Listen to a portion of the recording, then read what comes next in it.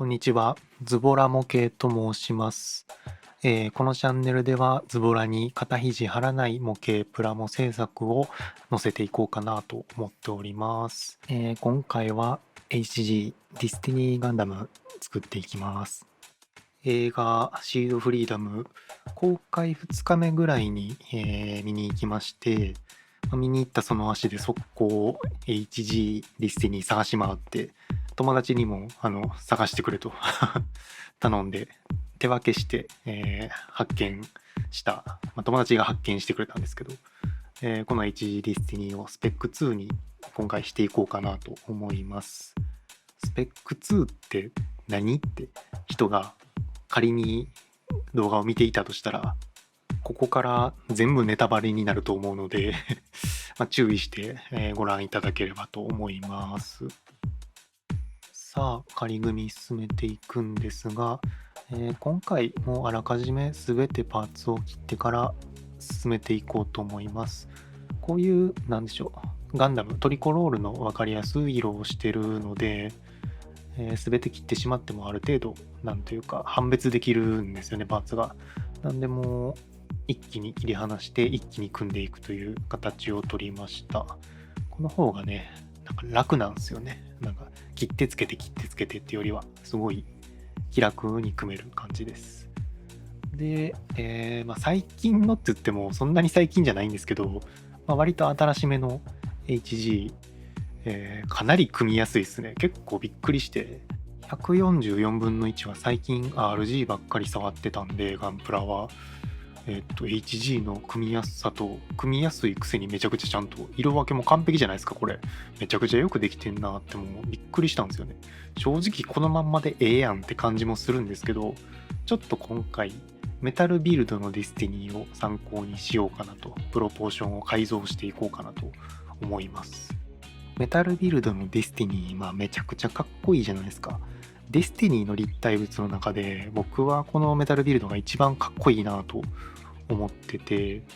でなんかアニメ作画にも近いじゃないですか、テイストが。すごい好きな、プロポーションをしているので参考にしようかなと思います。そこそこいいパソコンを使ってやることが横に並べるという、なんてデジタルな方法なんでしょうということで、これで比較していきます。で、並べると、結構分かりやすいんですよね、違いが。こうやって並べると、さっきめちゃくちゃええなと思った HG ディスティニーが、あれそんなにかなみたいな。あれみたいな感じなんですよね。で、もうパッと見で分かるのは、まず腰が短い、胴体が短い。ちょっとずんぐりしてるというか、手足もちょっと伸ばしてあげたいなというのと、肩から腕が大きいんですよね。メタルビルドの方が大きいというかメリハリがあるというか、出るとこ出てへこむとこへっこむみたいな、マッチョなイメージがあるというか、そういうイメージに今プロポーションを寄せていければなと思います。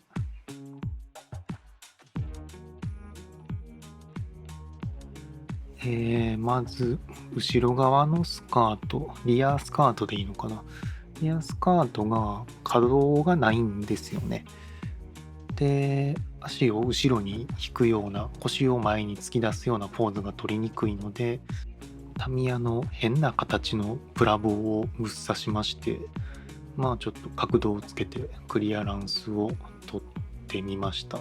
こんな感じで後ろに足が引きやすくなるので、いいんじゃないかなと思います。で、腰を延長したかったので、もうジョイント部分をぶっちぎって、無理やり延長しちゃおうかなと。真鍮線ぶっ刺して芯にしてます。で、もうプラ板をとりあえず適当に合わせて、大体の大きさを測って、そっから切り出していく感じですね。大体でいいんですよ、こんなん。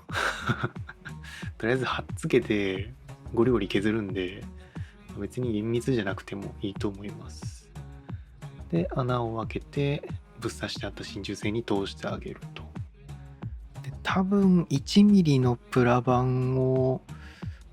6枚ぐらいかな。結構重ねてますね。6ミリ延長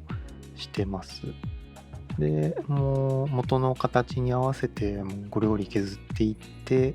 で最終的に綺麗に整えればなんとなく綺麗な感じになるんで、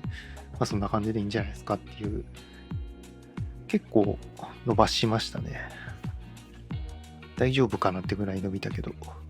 当然これだけ伸ばすと元の形とは合わなくなってしまうので、元々のパーツと、デザイン的に合わせていきたいなということで、これ100均のネイルチップですね。これを芯にして、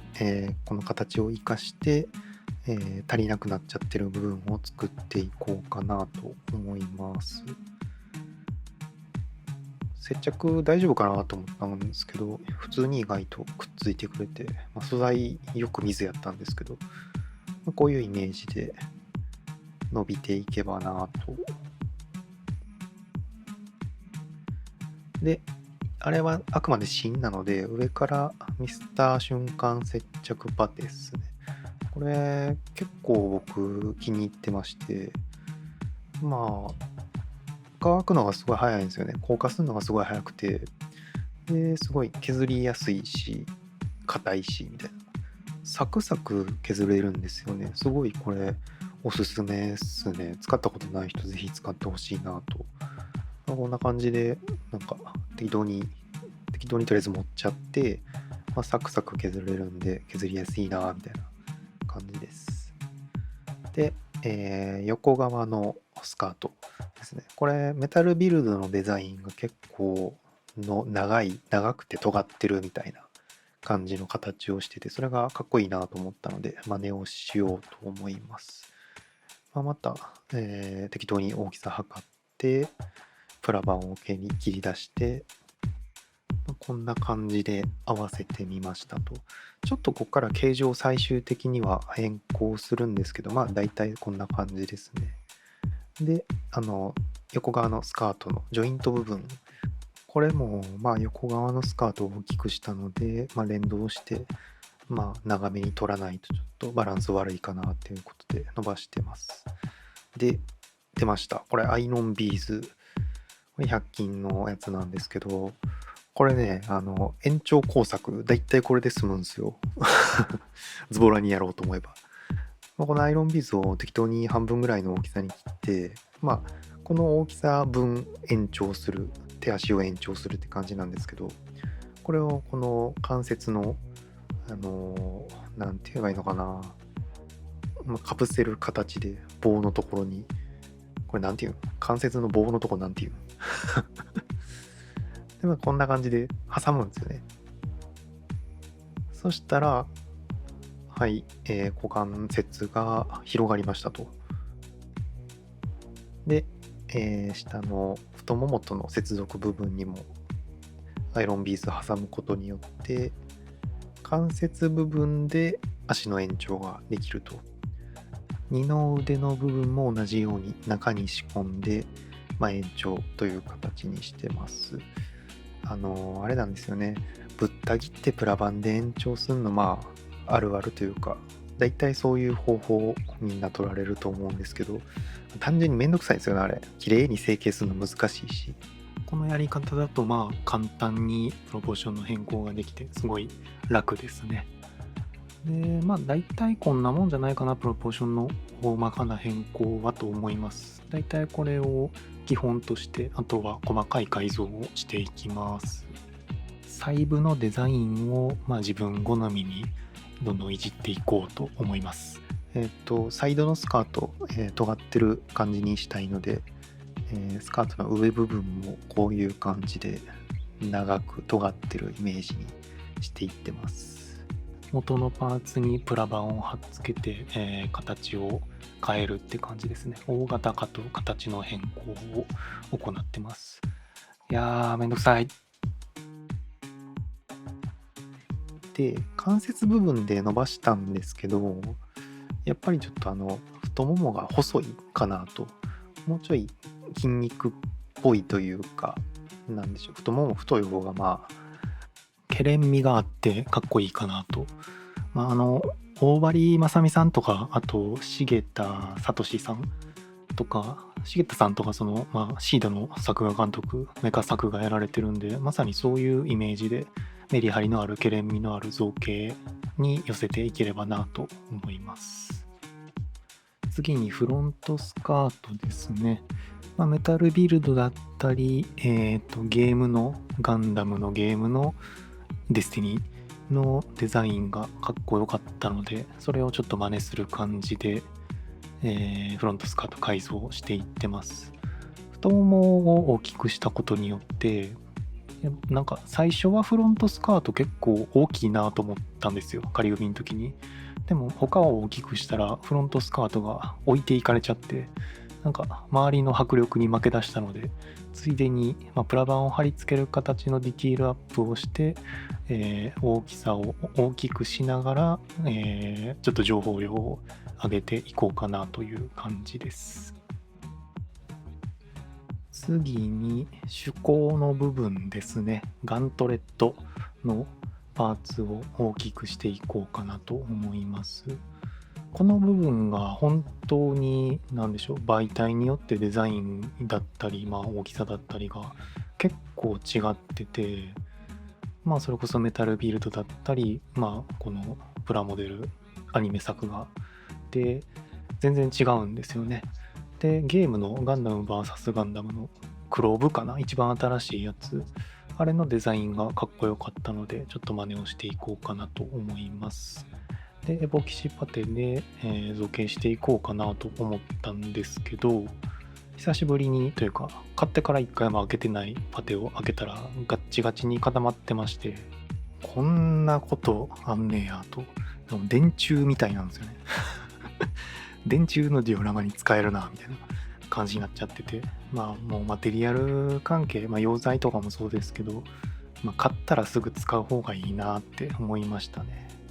で、なんとか生きてそうな、これもすごい色変なんですけど、変色してるんですけどとりあえずこれでいってみます。エポパテって2つの素材を混ぜて硬化させていくんですけど、やたら硬くてすげえ混ざりづらかったんですよね。やっぱこの溶剤成分みたいなものが全部揮発していってしまってるんだろうなと。なんか自分の部屋にそれが全て吸収されてる、揮発していってると考えるとめっちゃ嫌なんですけどとりあえずなんとか混ぜて、形を持っていくって感じですね。でこの失敗した食パンみたいな形に一回初めはなるんですけど、これをどんどん削り込んで成形していくって感じですね。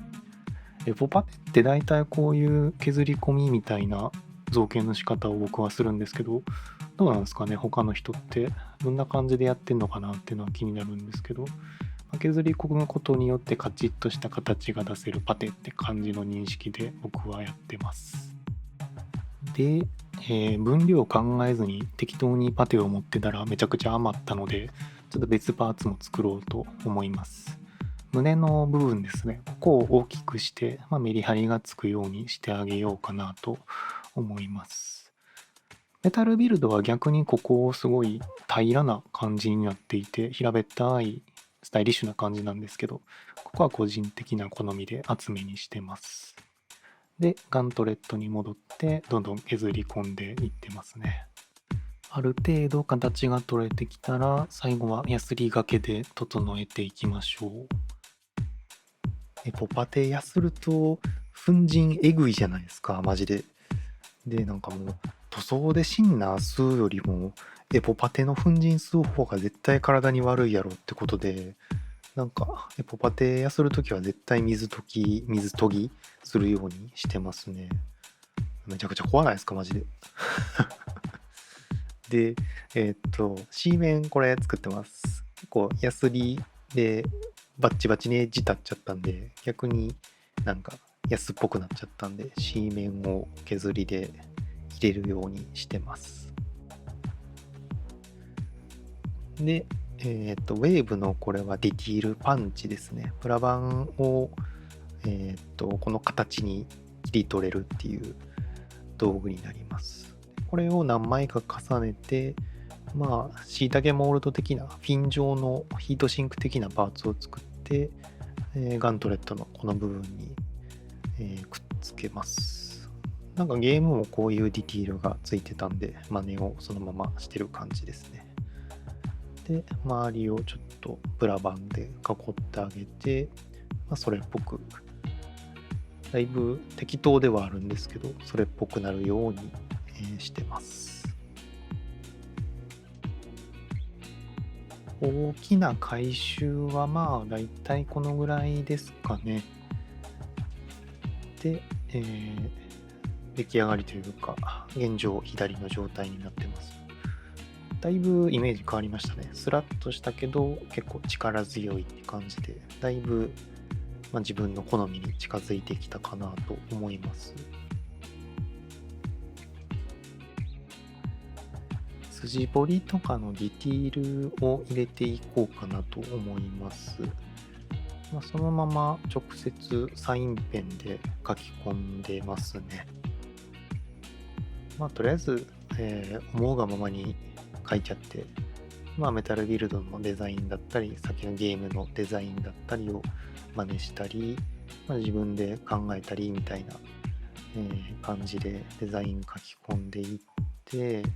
とりあえず書きまくっちゃって、で、作業しながら、いるいらないとか、やっぱやめようみたいなのは決めていけばいいのかなと。めんどくせえなと思ったら別に、やめちゃっていいんですよ。で、パーツを削ったり、筋彫りをしたり、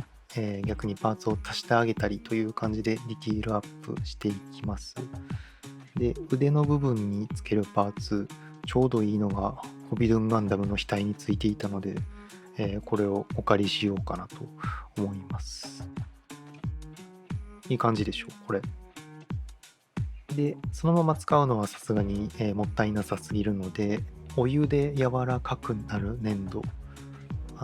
お湯丸とか昔から有名ですよね。多分ほぼ同じものです、これは。で、これで形を取ってあげて複製します。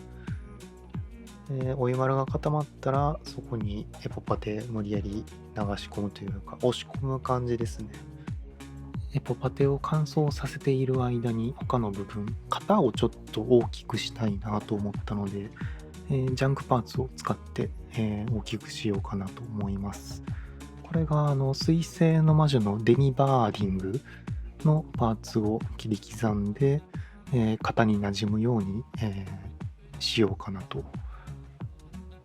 結構他の部分が大きくなってメリハリが出てきたら型がすごい寂しくなってなんか弱々しい印象になっていたので、こうやって貼り付けて型を大きくしました。で、型だけに限ったことではないんですが、筋彫りを入れていってますね。ナイフだったり毛書き針だったりで最初に軽く傷をつけて、そこをタガネで、なぞっていくという形でやってます。結構僕筋彫り下手くそで、ガタガタになったり、なんでしょう、溝が汚くなったりするんですけど、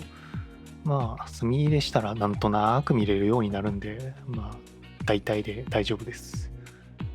エポパテが、固まったので取り出していきたいと思います。結構こういうお湯丸複製みたいなのってポリパテだったり、あと光効果パテだったり、そういうなんでしょう、粘性が弱いというか、結構ドロドロしたタイプのパテでやることが多いと思うんですけど、ストックがなかったのでエポパテでいきました。これぐらいだったら普通に作れたんじゃないかって気もしてきたんですが、そこはいいでしょう。太もも部分ですね、大型化するだけしてのっぺりしていたので、さらに薄めのプラ板を貼り付けて立体的に、ディティール追加していこうと思います。こんな感じのディティール、これもゲームですね、クロブのディスティニーの太ももを完全再現ってわけじゃないんですけど、ちょっと似たような感じで、真似をしてます。さあ、ガンダムおなじみのアンテナ部分をちょっと延長しながらもシャープ化していこうかなということで、裏側のピン、みんな切る部分だと思うんですが、裏側のピンをすっ飛ばして、プラ板を貼り付けて、その上に、ミスター瞬間接着パテですね。それを持って、削り込むという形でやっていたら、折れたんで、まあ長くするのはそこそこにしときましょう。まあ尖り方はこんな感じで、あんまり尖らしすぎてもね、結構どっかに引っかかって折れるってことが多いんで、ほどほどに。で、余ったパテでブーメラン部分も少し持っておきました。で、次にこれがスプリングコンパスとかディバイダーって呼ばれる道具ですね。声に出して言いたい文字すぎる。ディバイダー。ディバイダーを使うことによって左右対称のディティールを彫ることができます。これ今回初めて買ったんですけど、めちゃくちゃ便利ですね。ディバイダー。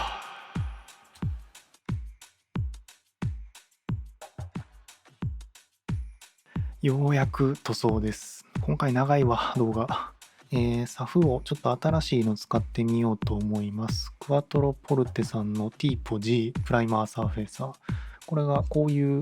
400番でこれ安ってるんですけど、このぐらいの傷なら埋まるという、ほんまかみたいな、情報を、耳にしたので使ってみようかなということで買ってきました。これかなり滑らかな感触というかいい感じですね。マジで消えた。嘘やろ。天津飯のキーかチャドの冷圧ぐらい消えた。そんな感じで、雑に今回いろいろいじったんですけど、それでもかなり綺麗な表面に仕上がるのでいいものだと思います。今回塗装もちょっとメタルビルドを意識しようかなということで、ほぼほぼ全てのパーツに一度シルバー、スーパージェラルミンを吹いて、関節部分にはスーパージェラルミンと黒系の色を混ぜた暗めのシルバーを吹いてます。まあ、関節色は毎回これなんですけど、別にメタルビルド動向関係なく。で、メインのちょっとグレーっぽい、白っぽいグレーの部分をクリアホワイトにクリアブラックを混ぜてキラキラ感を出すためにムーンストーンパールを混ぜて、ちょっとだけ青みに振りたかったのでシアンをほんの少し混ぜてます。で、その色をクリアでさらに割って、半透明のグレークリアグレーみたいなのりの色を作ってますね。で、最後にちょっとクールホワイトで色味を修正したのがこんな感じのグレーになりますと。で、だいぶ半透明な感じの、塗料になったので、これをシルバーの上に吹き付けることで、下地を少し活かしながら、白っぽいグレーっぽいというか、そういう色になる感じですね。わかりにくいけどね。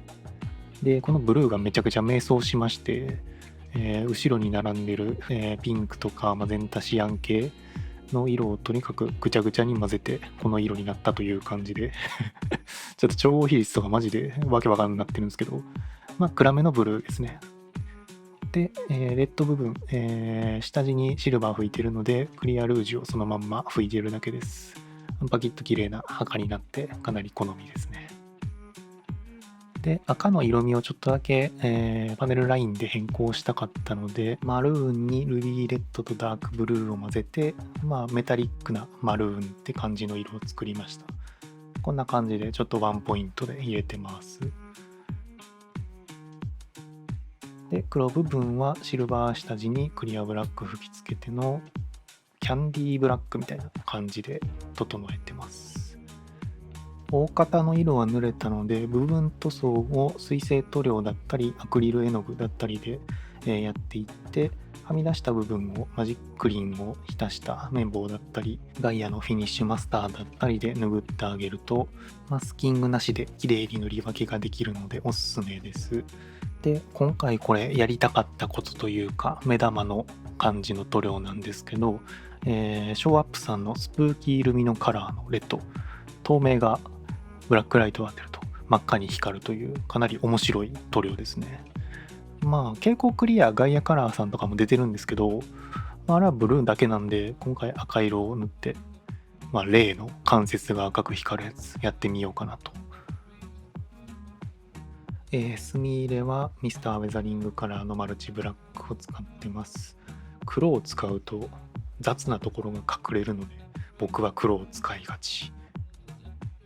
で、クリアパーツですね。成型色の上にグラデーションでちょっと、綺麗な感じになるように拭いていこうかなと思います。白色の上に蛍光ピンク、蛍光ピンクの上に蛍光ブルーグリーン。ちょっとこれシードっぽくないですか？シード感のあるビームの色というか、そんな感じのイメージでいけたので結構お気に入り。で、ガンダムマーカー EX 月光調ホロシルバーを無理やりエアブラシに注ぎ込みまして、それを吹くことでこのラメラメの感じ、結構気に入ってます。いい感じじゃないですかね。